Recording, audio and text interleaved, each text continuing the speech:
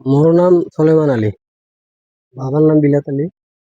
কি হয়েছে মানে এই ভাটাটা নবনয়ন বিরপিল ভাটা কয়। এই ভাটার মালিক হইল সুভাষ পাল, ঘনশ্যাম আর রাশিদুল। চারজনে আমাক যেমন প্রায় 3 বছর হইল মাটিটা। এই ভাটার ভিতরে ডগর ভিতরেও মাটি ঢুকা আছে। এটা হইল 29 নম্বর দাগ লালিয়াপাড়া, 255 নম্বর দাগ হইল ইসলামারি।